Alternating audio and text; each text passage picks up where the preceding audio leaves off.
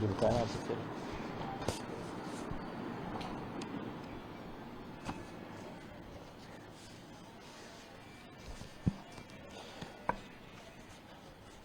అందరికీ నమస్కారం. ఈరోజు మన రాష్ట్రంలో పరిపాలన ఎలా ఉందో ఇంచుమించుగా గత రెండేళ్ల నుంచి అంటే ఈ కూటమి ప్రభుత్వం అధికారంలోకి వచ్చినప్పటి నుంచి ప్రతిరోజు ప్రజల కళ్ళ కట్టినట్టుగా కనిపిస్తోంది. మాయ మాటలన్నీ నిజమేనేమో, చంద్రబాబు నాయుడు గారు మారాడేమో, ఇంకా ఏదో గొప్పగా చేసేస్తాడేమో, వాళ్ళు చెప్పిన మాటలన్నీ నిజమేనేమో, జగన్మోహన్ రెడ్డి గారు ఈ రాష్ట్రానికి అన్యాయం చేశారేమో అనుకుంటూ చాలామంది ఆ ప్రభావంలో పడి సుమారు 2 ఏళ్ల క్రితం ఓటు వేసిన ఫలితాన్ని ఇవాళ కూడా అనుభవిస్తున్నారు. ఇంకా రేపు మారుతారు అని ఎదురు చూడటమే కానీ కేవలం స్వలాభం తప్ప మినిమం ప్రజల పక్షాన నిలబడే పరిస్థితి రాష్ట్ర ప్రభుత్వానికి కనిపించట్లేదు. వాళ్ళ గొప్పలు చెప్పుకోవడానికి, కేంద్రంలో వాళ్ళకున్న పరపతి నిరూపించుకోవడానికి ప్రతిరోజు తాపత్రయపడమే తప్ప ఈ రాష్ట్రంలో ఒక్క వర్గానికి కూడా మేలు జరగని పరిస్థితి కనబడుతుంది. రైతులు కానీ, విద్యార్థులు కానీ, ఉద్యోగులు కానీ, సామాన్య ప్రజలు కానీ ఏ ఒక్కరూ ఇవాళ తమ సమస్యలు పరిష్కారం అవుతాయనే ఆశలో లేరు. ప్రభుత్వం ఆదుకుంటుందనే ఆలోచన కూడా ఇవాళ చేసే పరిస్థితి లేదు. ఎందుకంటే మనకి చాలా క్లియర్గా తెలుస్తూ ఉంది, ఈ ప్రభుత్వానికి వాళ్ళ సొంత ఎజెండా, అది తప్ప ఇంకేం లేదనేది. ఆ ఎజెండా తేటతెల్లమైనప్పుడల్లా వాళ్ళ స్వార్థాన్ని ప్రజలు అర్థం చేసుకుంటున్నప్పుడల్లా డైవర్షన్ పాలిటిక్స్ చేస్తూ ఉన్నారు. కొద్ది రోజుల నుంచి చూస్తే ప్రజాస్వామ్య వ్యవస్థలకి, ప్రాథమిక హక్కులకి భంగం కలిగించడమే లక్ష్యంగా ఈ ప్రభుత్వం పనిచేస్తూ ఉంది. ఎవరూ కూడా ప్రభుత్వాన్ని విమర్శించకూడదు, ఎవరూ కూడా వ్యవస్థల్లో లోపాలని తప్పు పట్టకూడదు, తప్పు ఎత్తి చూపకూడదు. అలా చేసినట్లయితే మేము ఖచ్చితంగా మీ మీద ఒత్తిడి తీసుకొస్తాం, మిమ్మల్ని నష్టపరుస్తాం అన్నట్టుగా ప్రభుత్వం వ్యవహరిస్తూ ఉంది. అసలు ప్రాథమిక హక్కుల్లో ఒకటైన భావ వ్యక్తీకరణ స్వేచ్ఛ అనేది ఈ రాష్ట్రంలో లేదు. గొంతు నొక్కి, గొంతు నులిమి పూర్తిగా భయపెట్టి ప్రభుత్వాన్ని లాగాలనే ప్రయత్నాన్ని చేస్తూ ఉన్నారు. వాళ్ళ అభిప్రాయాలు పౌరులు చెబితే కూడా తీవ్రమైన నేరాలుగా పరిగణించి వాళ్ళ మీద కేసులు పెడతా ఉన్నారు. ఇవాళ సోషల్ మీడియాకి ధీటుగా, మెయిన్ స్ట్రీమ్ మీడియాకి ధీటుగా, అంతకు మించి మెయిన్ స్ట్రీమ్ మీటికి ధీటుగా సోషల్ మీడియా ఎదిగింది. ఆ సోషల్ మీడియా ప్రభావాన్ని, ఎందుకంటే చాలా వరకు ప్రధాన మీడియాని, మెయిన్ స్ట్రీమ్ మీడియాని ప్రభుత్వం కంట్రోల్ చేస్తూ ఉంది, వాళ్ళ ఆధీనంలో ఉంచుకునే కార్యక్రమం చేస్తూ ఉంది, వాళ్ళ చెప్పు చేతల్లో మీడియా నడిచే కార్యక్రమం ఉంది. కాబట్టి సోషల్ మీడియాని కంట్రోల్ చేస్తే, సోషల్ మీడియాలో విమర్శలు రాకుండా చూసుకుంటే అది చాలు మనల్ని గట్టెక్కిస్తుందనే భావన ఇవాళ ప్రభుత్వంలో ఉన్నట్టుగా కనిపిస్తుంది. ఎవ్వరూ వ్యతిరేకించకూడదు ప్రభుత్వ నిర్ణయాలను, ఎవరూ తప్పు పట్టకూడదు. పడితే మిమ్మల్ని సంఘ విద్రోహ శక్తులుగా చూస్తామన్నట్టుగా ప్రభుత్వం ఇవాళ మాట్లాడుతూ ఉంది. వాళ్ళు మాత్రం వాళ్ళ సొంత మీడియా, వాళ్ళకి మద్దతు ఇచ్చే మీడియా, వాళ్ళని భుజాన మోసే సోషల్ మీడియా విభాగాలు, వాళ్ళు మాత్రం ఎవరినైనా ఎంత మాట అన్నా అనొచ్చు అనే దానికి ఇవాళ చాలా ఉదాహరణలు ఉన్నాయి. వ్యక్తిత్వ హననాలు చేయడమే ఒక లక్ష్యంగా, ఒక టార్గెట్గా కొన్ని గ్రూప్స్ పనిచేస్తూ ఉన్నాయి. చివరికి ఏ స్థాయికి వచ్చిందంటే చంద్రబాబు నాయుడు గారు ఆల్రెడీ సోషల్ మీడియాని కంట్రోల్ చేయడం కోసం, సోషల్ మీడియాలో వచ్చే విమర్శలను కంట్రోల్ చేయడం కోసం పోలీసుల్ని విచ్చలవిడిగా వాడుతున్నారు. తప్పుడు కేసులు బనాయిస్తున్నారు. వేరు వేరు చోట కేసులు పెట్టి స్టేషన్ల చుట్టూ తిప్పుతున్నారు. ఇంతకుముందు ప్రభుత్వం మారినప్పుడైతే మనం చూసాం, సోషల్ మీడియా యాక్టివిస్టులు అనుకున్న వాళ్ళని రాత్రి ఎత్తికెళ్ళడం, కొట్టడం, హింసించడం ఇలాంటి కార్యక్రమాలని చేసిన పోలీసు ఇంకొక అడుగు ముందుకేసింది. ముందుకేసి ఏవైతే ఈ సోషల్ మీడియా కంపెనీస్ ఉంటాయో, ఎక్స్ కానీ ఫేస్బుక్ కానీ, ఇలాంటి వాళ్ళని ప్రభావితం చేయడానికి కూడా పోలీసు పని చేస్తూ ఉంది. ఎందుకంటే ఆ ప్లాట్ఫామ్స్నే కంట్రోల్ చేస్తే, వాళ్ళనే భయభ్రాంతులను చేస్తే ఇంకా పని ఈజీ అయిపోతుందని పోలీసుల్ని ఒక అడుగు ముందుకేయించే కార్యక్రమం ఈ ప్రభుత్వం చేసినట్టుగా కనిపిస్తూ ఉంది. సోషల్ మీడియా కంపెనీల మీద ఒత్తిడి తీసుకొస్తూ ప్రజా వ్యతిరేక నిర్ణయాల మీద కానీ, లేదంటే సమస్యల మీద కానీ గళమెత్తిన వాళ్ళని అసలు ఆ ప్లాట్ఫామ్స్లోంచి ఆ అకౌంట్లు తొలగించే కార్యక్రమాన్ని చేస్తూ ఉన్నారు. ఆ ఖాతాలని సస్పెండ్ చేయించడం కోసం పోలీసులే పనిచేస్తున్న సంఘటనలు ఇవాళ ఈ రాష్ట్రంలో జరుగుతూ ఉన్నాయి. ఒక రకంగా చెప్పాలంటే పోలీసులు బహుశా ఆంధ్రప్రదేశ్ చరిత్రలో ఈ విధంగా అధికార పార్టీకి పూర్తిగా సరెండర్ అయిపోయి పనిచేయడం అనేది ఎక్కడ మనకి ఇంతకుముందు కనబడదు. బాధితుల్ని వాళ్ళ పక్షాన నిలబడి కాపాడాల్సిన పోలీసు యంత్రాంగం ఇవాళ ప్రభుత్వమే హింసిస్తూ ఉంటే వాళ్ళ చేతిలో ఒక వెపన్ లాగా మారిపోవడం అనేది చాలా దురదృష్టకరం. సోషల్ మీడియా కంపెనీల్లో ఇన్స్టా కావచ్చు, లేదంటే ఫేస్బుక్ కావచ్చు, యూట్యూబ్ కావచ్చు, వీళ్ళందరికీ కూడా నేరుగా పోలీసులు నోటీసులు పంపిస్తూ ఉంది. పోలీసులు నోటీసులు పంపించి అందులో ఉన్న కంటెంట్ని తొలగించమని చెప్పి రిక్వెస్ట్ చేస్తూ ఉంది. రిక్వెస్ట్ కూడా కదా, ఆదేశిస్తూ ఉంది. లేదంటే అసలు ఆ అకౌంట్లనే సస్పెండ్ చేయమంటా ఉంది. వాళ్ళు కూడా ఏం చేస్తున్నారంటే, ఇది ఇండియన్ లాకి, భారతదేశ చట్టాలకి వ్యతిరేకంగా మీరు ఈ కంటెంట్ పెట్టారు కాబట్టి మీ మీద యాక్షన్ తీసుకుంటామనో, లేకపోతే మీ ఖాతాలను సస్పెండ్ చేస్తామనో నేరుగా ఆ ఖాతాలకి చెప్తా ఉన్నారు, ఆ అకౌంట్స్కి, లేదంటే వాటిని సస్పెండ్ చేస్తున్నారు. ఈ విధమైన పద్ధతి ఈ దేశంలో ఏ రాష్ట్రంలో లేదు.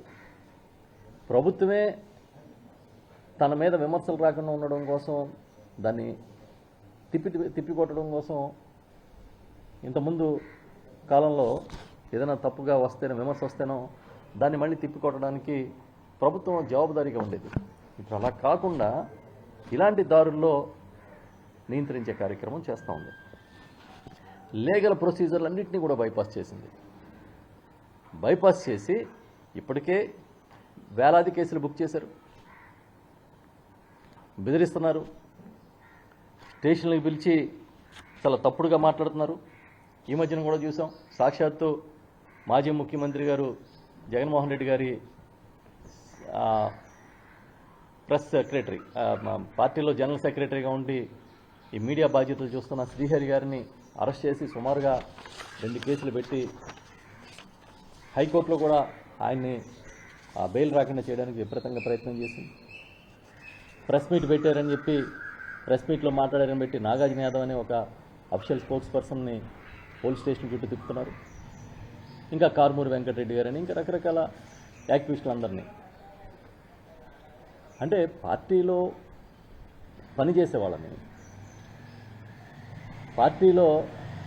పార్టీకి మద్దతుగా ఉన్న వాళ్ళని, మద్దతుదారుల్ని వీళ్లతో పాటు ఒక అడుగు ముందుకేసి ఇప్పుడు నేరుగా ఇండివిజువల్గా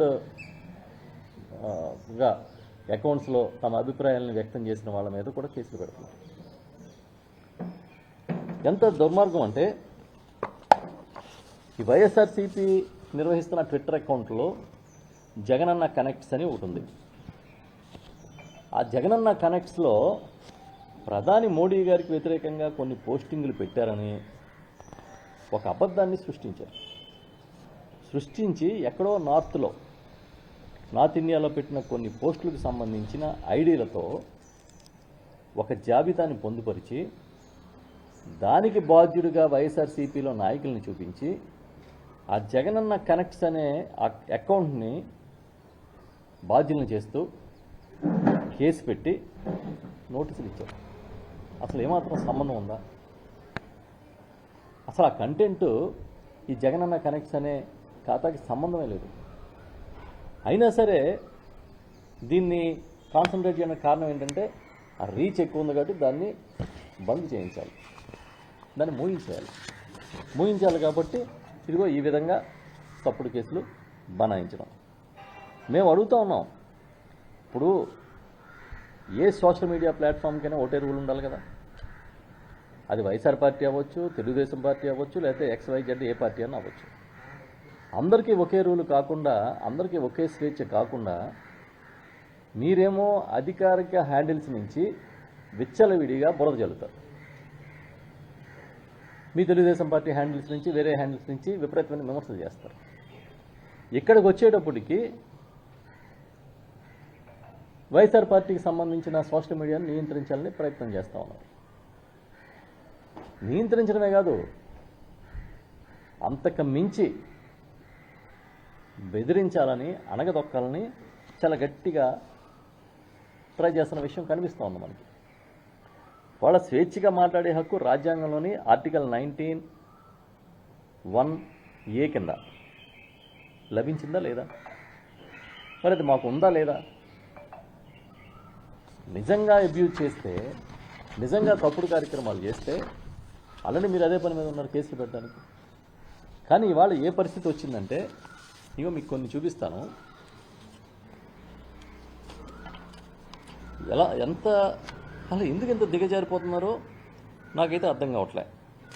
అమరావతిలోని కరప్షన్ని క్వశ్చన్ చేశారని చెప్పి వైఎస్ఆర్ కాంగ్రెస్ పార్టీ అకౌంట్ నుంచి ఆ కంటెంట్ తీయించేయమని చెప్పి ఆ ఎక్స్కి, ట్విట్టర్కి కంప్లైంట్ చేయించి video not available in India తీయించేశారు. ఓకే, అమరావతి మీద, అవినీతి మీద కూడా ఎవడో మాట్లాడకూడదు. ఇది కాకుండా శ్రీకాళహస్తి టెంపుల్లో చాలా పరిస్థితులు బాగోలేదని చెప్పి ఒక మహిళ మాట్లాడిన వీడియోని, స్వచ్ఛందంగా ఒక మహిళ మాట్లాడిన వీడియో, ఆమె ఎవరికి సంబంధం లేదు. ఆ వీడియోని ఈ ఒక అకౌంట్లో, జగనన్న కనెక్ట్స్ అనే అకౌంట్లో పోస్ట్ చేస్తే దానికి నోటీస్ ఇచ్చి ఇమీడియట్గా తీయకపోతే కేసులు పెడతామని బెదిరించి ఒక ఇల్లీగల్గా కూడా అక్రమ కేసుని నమోదు చేశారు. ఇదే కాదు, జగనన్న కనెక్ట్స్ అనే అకౌంట్కి సంబంధించి అందులో కర్నూలు బస్సు యాక్సిడెంట్ మీద మాట్లాడారని ఒక కేసు, అవుతు శ్రీధర్, కారుమూరి వెంకటరెడ్డి, వీళ్ళందరి మీద ఒక కేసు ఫైల్ చేశారు. కర్నూలు బస్సు యాక్సిడెంట్ ఒక ప్రజలకు సంబంధించిన సమస్య కదా. విచ్చలవిడిగా బస్సు యాక్సిడెంట్లు జరుగుతున్నాయి, 3-4 యాక్సిడెంట్లు జరిగినాయి. హైకోర్టే దాని మీద రెస్పాండ్ అయింది. అసలు ఇవాళ రవాణా వ్యవస్థని విచ్ఛిన్నం చేశారు. ఒక రూలు లేదు, ఒక రెగ్యులేషన్ లేదనే పరిస్థితి ఇవాళ ప్రజలందరూ చాలా ఆవేదనగా, ఆగ్రహంగా ఉంటే దాని మీద ఎవరో మాట్లాడిన, సామాన్యులు మాట్లాడిన మాటలను పోస్ట్ చేశారని ఆ అకౌంట్ని సస్పెండ్ చేయించే కార్యక్రమం, ఎఫ్ఐఆర్లు వేయించే కార్యక్రమం, ఇటువంటి ఎన్ని ఎఫ్ఐఆర్లు వేయించే కార్యక్రమం. ఇదే కాదు, ఎవరో తెనాలి నుంచి,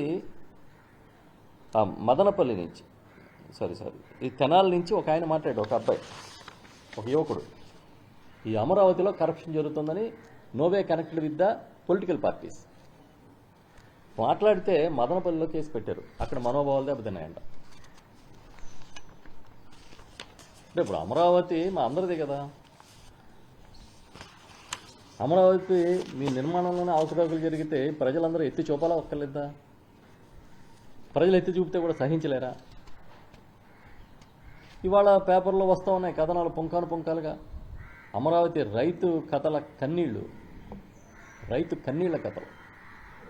పాపం నమ్మి భూములు ఇచ్చినందుకు ఏ విధంగా మోసపోయారో, విలువైన భూముల్ని ఎవరెవరికి పంచి పెడుతున్నారో కథలుగా వస్తూ ఉన్నాయి అన్ని కథల్లో. మీకు సోషల్ మీడియా చూస్తే అదే కనిపిస్తుంది. ఇదే కాకుండా మీరు తీసుకుంటే ఇలా అసలు ఏంటో, ఏదో ప్రపంచం తలకిందులైనట్టుగా. ఇంకో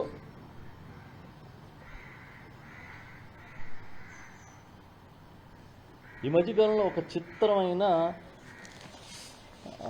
ఒక వార్త మనందరం చూసాం. అమరావతి భవనాలకి అద్దాలు బిగించడానికి 2,500 కోట్లు ఖర్చు అవుతుందని చెప్పి క్యాబినెట్లో తీర్మానం చేశారు కదా. ఇంకా క్యాబినెట్ మంత్రివర్గంలో తీర్మానం చేయడం అంటే అది అత్యున్నత స్థాయి నిర్ణయం, దాన్ని ఎవరు క్వశ్చన్ చేయడానికి లేదు కదా. 2,500 కోట్లతో అద్దాలు పెడతారట బిల్డింగులకి అని, ఇగో ఐకానిక్ భవనాలకు అమర్చే గాజు పలకలకే సుమారు 2,500 కోట్లు అవుతుంది అని ఈనాడులో ఈటీవీలో వచ్చిన ఒక చిన్న ఫోటోని దీనికి అటాచ్ చేసి ఒక ట్వీట్ చేశారు. ట్వీట్ చేస్తే దానికి ఎక్స్కి కంప్లైంట్ చేశారు, అదే ట్విట్టర్కి ఎక్స్కి కంప్లైంట్ చేసి అర్జెంటుగా దీన్ని తీయించాలి, తీయించకపోతే ఒప్పుకోమని చెబితే ఆ ఎక్స్ యాజమాన్యం దీన్ని అర్జెంటుగా డిలీట్ చేయండి, చేయకపోతే మీ మీద యాక్షన్ తీసుకుంటామని ఆ అకౌంట్కి నోటీస్ ఇచ్చింది, లేదా మేము బ్లాక్ చేసేస్తామని. ఇందులో తప్పే ఉంది? మీరే చెప్పారు కదా అద్దాలు బిగిస్తాం 2,500 పెట్టని.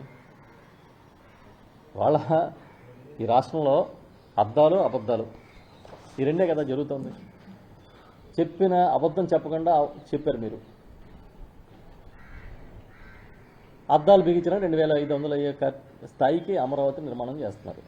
ఈ అద్దాల గురించి అబద్ధాల గురించి మాట్లాడితే మీకు ఎందుకు అంత సెగపడుతుంది చెప్పమని అడుగుతున్నాం ఈ ప్రభుత్వాన్ని. అద్దాలు బిగించిన 2,500, మీ అబద్ధాల ప్రచారానికి 1,000 కోట్లు, రాని ఉద్యోగాలకి, ఇవ్వని పథకాలకి, లేని లబ్ధిదారుల మీద మీ ప్రచారం చేసుకోవడానికి 1,000 కోట్లు. మళ్ళీ మీరు లేస్తే మనిషిని కాదు అని మాట్లాడతారు ఆ పార్టీ, ఆ నాయకులు, పెద్దలు. వాళ్ళ లేవకముందే లేచి పరిగెడుతున్నట్టుగా వాళ్ళ సొంత మీడియా బిల్డప్ ఇస్తూ ఉంటుంది. ఈ రాష్ట్ర సమస్యలు ఎవ్వడికి పట్టవు. మన విభజన చట్టంలో హామీలో భాగంగా విశాఖ రైల్వే జోన్ని సాధించుకుంటే అది చాలా కీలకమని మనం భావిస్తున్న టైంలో కేకే లైన్ లేకుండా దాన్ని రాయగడ డివిజన్లో కలిపేసి విశాఖ డివిజన్ ఇచ్చామని చెప్తున్నారు. మరి మీ కూటమి ప్రభుత్వం కదా, తెల్లారు లేచి ప్రధానమంత్రి గారితో చట్టపట్టాలు వేసుకుంటారు కదా మీరు. అయ్యా దీనివల్ల మా రాష్ట్రానికి అన్యాయం జరుగుతుంది, ఆదాయం వచ్చే లైన్ పోతుందని చెప్పి మీరు ఎందుకు అడగలే? ప్రధానమంత్రి కలిస్తే అడగాల్సిన బాధ్యత మీకు ఉందా లేదా? అదేవిధంగా ఈ రాష్ట్రంలో కేంద్ర ప్రభుత్వం ఏ రకంగానూ సహకరించట్లేదు ఈ రాష్ట్రానికి అనేది పత్రికలోనూ వస్తున్నాయి. ఇవాళ ఆంధ్రజ్యోతి పత్రికలో రాశారు.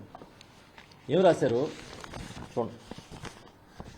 కేంద్ర పథకాల నిధులు వాడుకోలేకపోవడం వల్ల రాష్ట్రం 5,321 కోట్ల రూపాయలు ఈ ఒక్క సంవత్సరంలో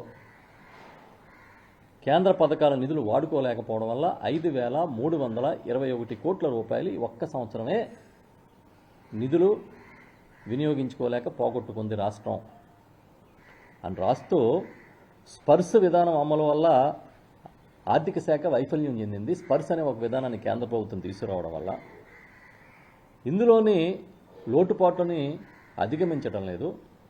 2024-25 సంవత్సరంలో 55% కేంద్ర ప్రభుత్వం ఇచ్చిన గ్రాంట్లను 55% వాడుకుంటే 25-26లో అయితే 34% వాడుకున్నారు ఈ రాష్ట్ర ప్రభుత్వం. కేంద్రం ఇచ్చిన నిధులను వాడుకోవటం లేదు. 1,000 కోట్ల రూపాయలు, మళ్ళీ అండర్లైన్ చేస్తున్నా, ఆంధ్రజ్యోతిలో రాసిందే మాట్లాడుతున్నా, 1,000 కోట్ల రూపాయలు కేంద్ర గ్రాంట్లు మురిగిపోయినాయి. కేంద్రం ఇచ్చిన గ్రాంట్లు 1,000 కోట్ల రూపాయలు మురిగిపోవడానికి కారణం ఆంధ్రప్రదేశ్ రాష్ట్రం పట్టించుకోవట్లేదు. కేంద్రం కూడా చాలా నిబంధనలు విధించడం వల్ల ఈ రాష్ట్రం దాన్ని సాధించుకోలేకపోతుంది అని చెబుతూ ఇంకా చాలా లోతుగా కూడా రాశారు. ఇవాళ మేము అడుగుతున్నాం, కేంద్రం నుంచి న్యాయంగా రావాల్సిన 1,000 కోట్ల రూపాయలు వదులుకుని ప్రతి మంగళవారం అప్పు కోసం క్యూలో నుంచోవడం ఏంటి ఆర్బీఐ దగ్గర? పెద్ద ఎత్తున వేల కోట్ల రూపాయలు అధిక వడ్డీలకి నిధులు అప్పులు తీసుకొచ్చి రాష్ట్రం మీద మోపుతూ ఉన్నారు కదా మీరు. మరి దీనికోసం ఒక ప్రత్యేక విభాగాన్ని ఎందుకు పెట్టట్లేదు? కేంద్ర ప్రాయోజిత పథకాలు అమలు చేసే విభాగం ఈ రాష్ట్రంలో ఎందుకు లేదు? దాన్ని ఎప్పటికప్పుడు మానిటర్ చేసే సిస్టమ్ ఎందుకు లేదు? మీరేదో తెల్లారు లేస్తే ఏఐ అంటున్నారు, ఇంకేదో చెప్తున్నారు కదా, రకరకాల టెక్నాలజీని రాష్ట్రానికి తీసుకొస్తున్నామని. మరి కేంద్రం ఇచ్చే గ్రాంట్లను వాడుకోలేకపోవడానికి కారణం ఏంటనేది మీరు ఇప్పటికి అన్వేషించారా లేదని మేము అడుగుతున్నాం. ఇది మీ వైఫల్యం కదా. ఎంతసేపు అబద్ధాలు ప్రచారం చేసుకోవడమేనా? మీరు అబద్ధాలు ప్రచారం చేస్తే మేము అడిగామనుకోండి, అడిగితే దాని మీద మీకు ఎక్కడ లేని రోషం వస్తుంది. మరి ప్రధానమంత్రి గారు కలిసినప్పుడు మన కేకే రైలు గురించో మురిగిపోయిన నిధుల గురించో మీరు ఎందుకు మాట్లాడలేదు? ఎందుకు మాట్లాడరు? విభజన హామీ చట్టాల గురించో ఆ రోజు 2014లో మీరు అధికారానికి వచ్చిన తర్వాత ప్రత్యేక హోదా అక్కర్లేదు, ప్యాకేజీ చాలని చెప్పి మాట్లాడినప్పుడు ఆ ప్యాకేజీలోని అంశాలని మనకు అమలు చేశారా లేదా? ఈ విషయాలన్నీ కేంద్రంలో మీరు ఎందుకు మాట్లాడలేదు? పోనీ మాట్లాడితే ఏం సాధించారు చెప్పమని అడుగుతున్నాం. మేము అడిగితే నోరు నొక్కే ప్రయత్నం, కేసులు పెట్టడం కాదు. వాళ్ళ రాష్ట్రంలో ఏ ఒక్క రంగమైనా సరే బాగుందని మీరు గుండెల మీద చేసుకుని చెప్పగలుగుతారా? ఇవాళకి ఆసుపత్రులకు వెళ్తే ఆరోగ్యశ్రీ మీద వైద్యం చేయలేని పరిస్థితి ఉంది. ఇవాళకి ప్రభుత్వ జనరల్ హాస్పిటల్కి వెళ్తే మందులు సప్లై లేదు, సర్జికల్ ఎక్విప్మెంట్ కానీ సర్జికల్ మెటీరియల్ కానీ సప్లై లేదు. ఇవాళకి ఫీజు రియంబర్స్మెంట్ మీరు చెల్లించలేదు. ఇవాళకి మోంతా తుఫాను ఇన్పుట్ సబ్సిడీ కూడా ఇవ్వలేదు. ఈ రోజుకి పండిన ధాన్యాన్ని కూడా కొనలేని పరిస్థితిలో ఉన్నారు. ఈ రోజుకి ఏ ఒక్క పంటకి, శనగ దగ్గర నుంచి మొదలు పెడితే ఏ ఒక్క పంటకి మద్దతు ధర లేని పరిస్థితి ఈ రాష్ట్రంలో కనిపిస్తూ ఉంది. ఇంకా మీరు ఏం సాధించామని చెప్తారు? విద్య, వైద్యం, వ్యవసాయం, ఈ 3 రంగాల్ని కూడా మీరు గాలికి వదిలేసిన మాట నిజమా కాదని మేము అడుగుతున్నాం. మాట్లాడితే వెంటనే బకెట్ల కొద్దీ బురద తెచ్చి మీద వేసే కార్యక్రమం కాదు. ఇందాకే చూసా ఒక ఛానల్లో ఒక స్టోరీ. ఇదే జిల్లాలో, కాకినాడ జిల్లాలో అరటి తోటలు ఇంకా వేరే తోటల్లో కూడా ధాన్యం పండించినట్టు, వరి పండించినట్టుగా లెక్కలు రాసుకుని సీఎంఆర్కి తోలినట్టుగా బిల్లులు పెట్టుకుంటే రైతులు రోడ్డు ఎక్కినట్టుగా ఇప్పుడే చూసా ఒక ప్రధానమైన ఛానల్లో ఒక స్టోరీ. సీఎంఆర్ పేరిట జరుగుతున్న దుర్మార్గాలు, పెద్ద పెద్ద రైస్ మిల్స్ అన్నీ సిండికేట్ అయిపోవడం, చిన్న మిల్లుల్ని బతకనివ్వకపోవడం, వాళ్ళ రైతులకి గిట్టుబాటు ధర దక్కని పరిస్థితికి తీసుకొచ్చింది. వాళ్ళ రైతులకి నిజంగా చెప్పమనని గుండెల మీద చేసుకుని ఎంతవరకు మీరు వాళ్ళ పంటలను కొనుగోలు చేయగలుగుతున్నారని.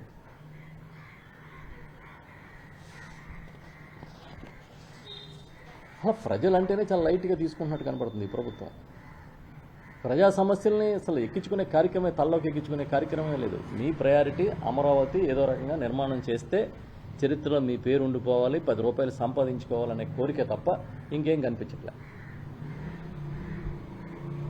వాళ్ళ ప్రజాగ్రహం ఉవ్వెత్తున లేస్తూ ఉంటే దాన్ని అణిచివేయడానికి ఎత్తిన ప్రతి గొంతుని నొక్కేస్తామంటే అది సాధ్యమయ్యే పని అని అడుగుతున్నాము. మెడికల్ కాలేజీలు జగన్మోహన్ రెడ్డి గారు కడితే ప్రైవేటు పరం చేస్తానంటారు. ఒక్క ఆర్బీకేని సక్రమంగా నిర్వహించలేని పరిస్థితి.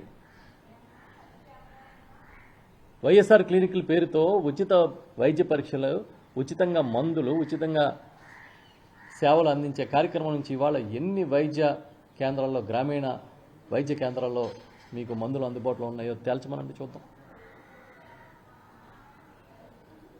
మరి ఎవరిని మీరు మోసం చేస్తారు నిరంతరం? ఎంతకాలం గోబెల్స్ లాగా తప్పుడు ప్రచారం చేసుకుంటూ ఇంకా ఏదున్నా కూడా జగన్మోహన్ రెడ్డి గారి వైపు వేలు పెట్టి చూపించే కార్యక్రమం చేయాలనే ప్రయత్నం చేస్తూ ఉన్నారు. ఎందుకు ఇలా దిగజారిపోతుంది మీ వ్యవస్థ అని అడుగుతున్నాం.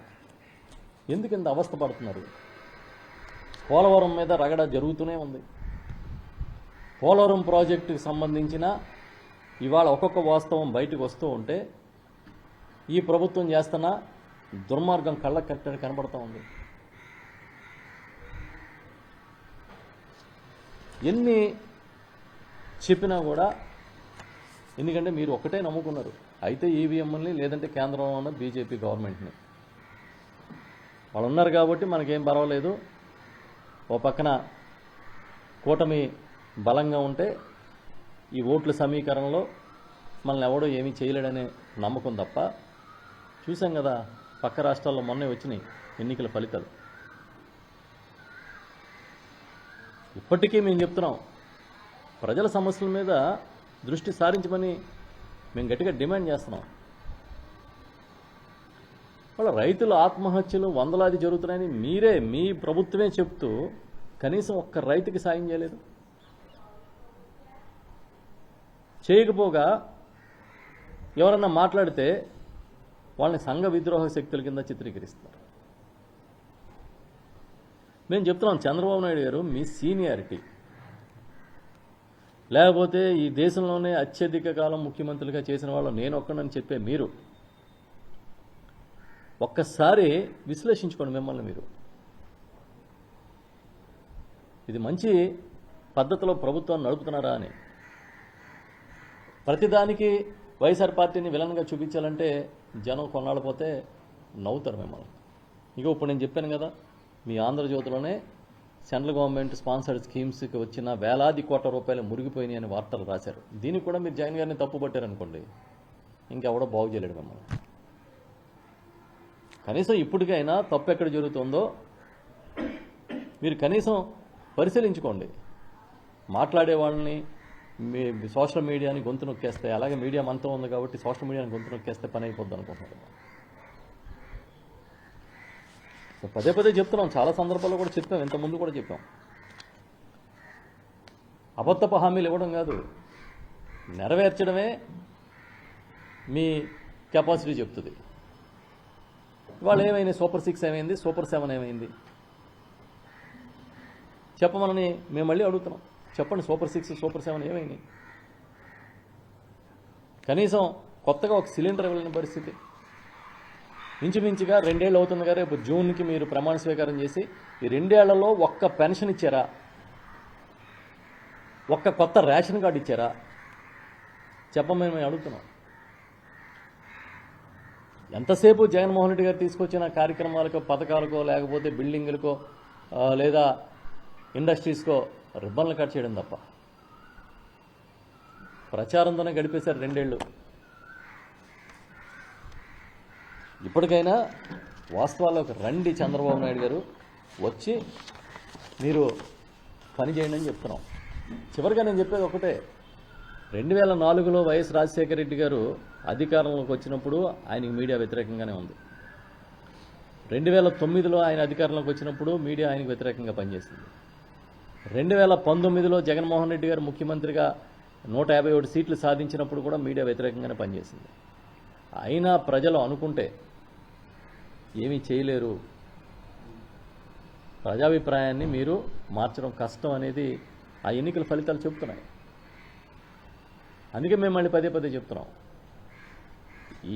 ఈ వేధింపుల సెక్షన్ వదిలేసి, ఈ వేధింపుల కార్యక్రమాలని, ఈ రాద్ధాంతాలు వదిలేసి అసలు కార్యక్రమంలోకి రండి.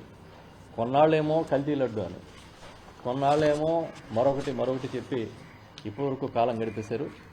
ఇప్పటికైనా సరే 2 ఏళ్ళు అవుతున్న సందర్భంగా వచ్చి వాస్తవాల్లోకి వచ్చి పనిచేయమని, ప్రజల సమస్యల మీద దృష్టి పెట్టమని, వాళ్ళ రైతాంగం సమస్యల మీద కానీ, వైద్య ఆరోగ్య రంగంలోని సమస్యల మీద కానీ దృష్టి పెట్టమని చెప్తాం. కనీసం డిఎస్సి సక్రమంగా నిర్వహించలేని వాళ్ళు, పరీక్ష రాయని వాళ్ళకే ఉద్యోగాలు ఇచ్చారని చెప్పి మీడియాలో రాస్తున్నారు. చూడండి క్షేత్రస్థాయిలో ఏం జరుగుతుందో అర్థం చేసుకోమని చెప్తూ, మీరు సోషల్ మీడియా పేరుతో గొంతు నొక్కేసే కార్యక్రమం చేసినంత మాత్రాన మీ మీద విమర్శ ఆగిపోదు. విమర్శ రాకుండా ఏ విధంగా మనం ప్రజలకి మేలు చేసే కార్యక్రమం చేయాలని చూడాలి తప్పించి ఈ విధంగా ఒత్తిడి చేసి వైఎస్ఆర్ పార్టీకి మద్దతుగానో, అంటే ఈ రాష్ట్రంలో లేచిన ప్రతి గొంతు వైఎస్ఆర్ పార్టీదే అనుకుంటే మీరు చాలామంది న్యూట్రల్స్ చాలా గట్టిగా మాట్లాడుతున్నారు. ఇవాళ కొల్లేరు ఆక్రమణ గురించి కానీ, పర్యావరణ పరిరక్షణ గురించి కానీ చాలామంది పెద్దలు ప్రముఖులు మాట్లాడుతున్నారు. భూముల కేటాయింపు అక్రమాలని చెప్పి రిటైర్డ్ ఐఏఎస్ అధికారులు, సామాజికవేత్తలు చాలా గట్టిగా నిలదీస్తున్నారు. చాలామంది న్యాయ నిపుణులు ఇవన్నీ తప్పని చెప్తున్నారు. మీరు ఇదేమీ సమీక్ష చేసుకోకుండా ప్రచారానికి ఇప్పుడు ఇవన్నీ కలెక్టర్స్ కాన్ఫరెన్స్ పెట్టినా మీకు ప్రచారమే, ఎస్పీలతో మాట్లాడినా ప్రచారమే. ఇంత ప్రచారానికి అసలు దిగిన ప్రభుత్వం కానీ, ఇంత ప్రచారం మీద ఆధారపడి బతుకుతున్న రాజకీయ పార్టీలు కానీ ఇంకేమీ ఉండవనేది మా అభిప్రాయం.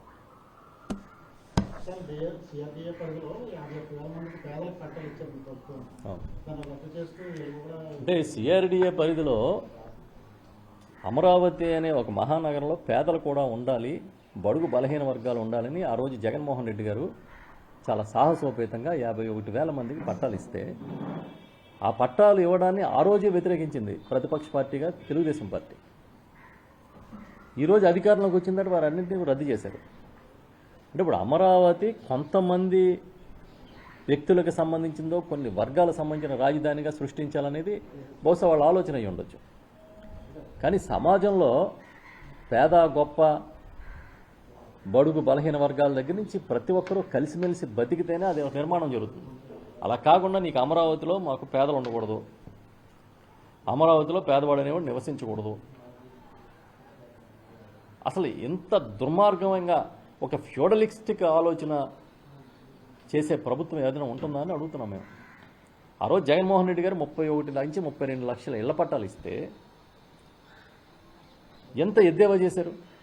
ఇవాళ మీరు చూడండి, గ్రామాల్లోకి వెళ్ళి జగనన్న కాలనీలు ఏ విధంగా ఊళ్ళ కింద రూపాంతరం చెందాయో. అందులో కాపురాలు చేస్తున్నారు కదా.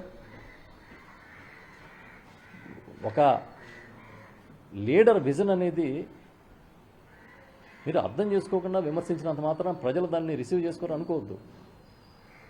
మీరు అమరావతి అనేది కొంతమంది వ్యక్తులకు సంబంధించిన వ్యవస్థ రాజధాని అని మీరు భావించినంత కాలం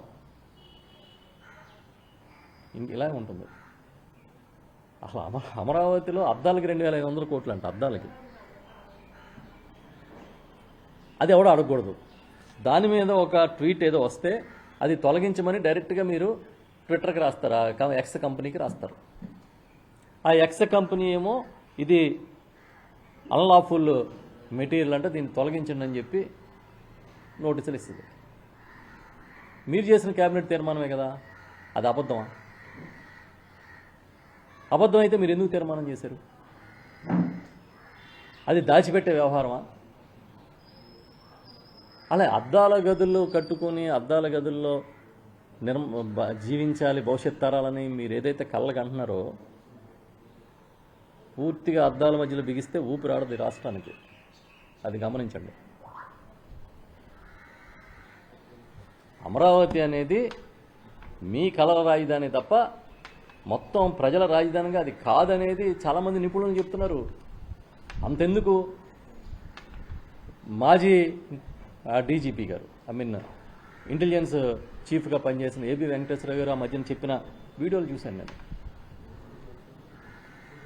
అంటే ల్యాండ్ పూలింగ్ ఇంకా చేయాలంటే 5,000 ఎకరాలు ఏదో ఎయిర్పోర్ట్ అంట, 1,500 ఎకరాల్లో రైల్వే స్టేషన్ అంట. అసలు విజయవాడ రైల్వే స్టేషన్ దేశంలో అతిపెద్ద రైల్వే స్టేషన్లో ఒకటి. మీకు కోతవేడు దూరంలో గన్నవరం ఎయిర్పోర్ట్ ఉంది. ఇదంతా సిఆర్డిఏ పరిధే. ఈ గన్నవరం ఎయిర్పోర్ట్ డెవలప్ చేసే కార్యక్రమం నడుస్తుంది. అవసరమైతే అక్కడ ఎక్విజేషన్ చేసుకుని ఎవడన్నా దాన్ని పూర్తిస్థాయి ఎయిర్పోర్ట్గా తీసుకెళ్తారు. అలా కాకుండా ఏదో చెప్తారు, ఒలింపిక్స్ అంటారు, ఎయిర్పోర్ట్ అంటున్నారు, ఇంకేదేదో చెప్తున్నారు. ఒక రియల్ ఎస్టేట్ కంపెనీ వెంచర్ ఎలాగైతే మార్కెటింగ్ చేస్తుందో అలాగ మీరు మార్కెటింగ్ చేసే కార్యక్రమం లాగా మాకు కనిపిస్తోందని చాలామంది పెద్దలు చెప్తున్నారు, చాలామంది నిపుణులు చెప్తున్నారు. అర్బన్ డెవలప్మెంట్లో జీవితకాలం పనిచేసిన నిపుణులు చెప్తున్నారు. దీనికి పెద్ద నైపుణ్యం కూడా అక్కర్లేదు, కామన్ సెన్స్ ఉంటే అర్థమైపోతుంది. దాని కనెక్టివిటీకి సరైన రోడ్లే లేవు. అప్పుడు ఒక 5 ఏళ్ళు ఉన్నారు, ఇప్పుడు ఒక 2 ఏళ్ళు ఉన్నారు, 7 ఏళ్ళు ఉన్నారు. చివరికి ఆ హైవే రావడం వల్ల, ఆ బైపాస్ రావడం వల్ల అటు నుంచి కనెక్ట్ అయ్యింది తప్పించి మీరు ఒక రోడ్డు కూడా వెళ్ళలేదు దానికి. కట్టినవన్నీ తాత్కాలిక భవనాలు.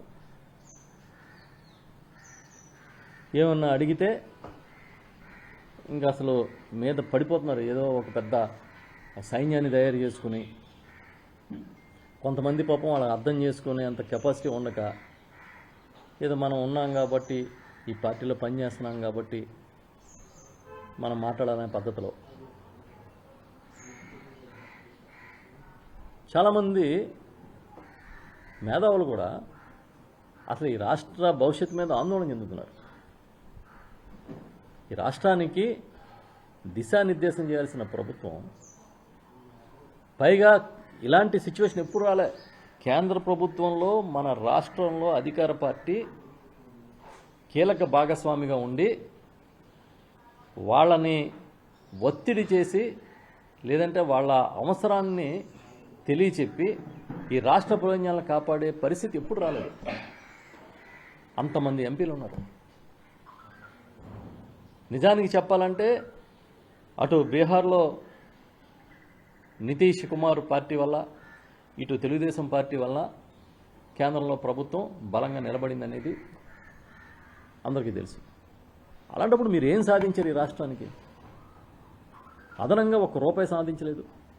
కనీసం మీ అమరావతికి అప్పు తప్ప ₹10 గ్రాంట్ రాలేదు. మీ కలల రాయిదాని అమరావతికి ₹10 గ్రాంట్ రాలేదు. ఆ రోజు మీరు ఏదైతే చెప్పారో, మేము అడిగాం కానీ మట్టి నీళ్లు తప్ప ఏమి ఇవ్వలేదని, అదే పరిస్థితి ఉన్నట్టు కనబడుతుంది ఇవాళకి. పోనీ కనీసం మీరు ప్రేమించిన అమరావతి కోసం అప్పులు చేయకుండా గ్రాంట్లు తీసుకురండి.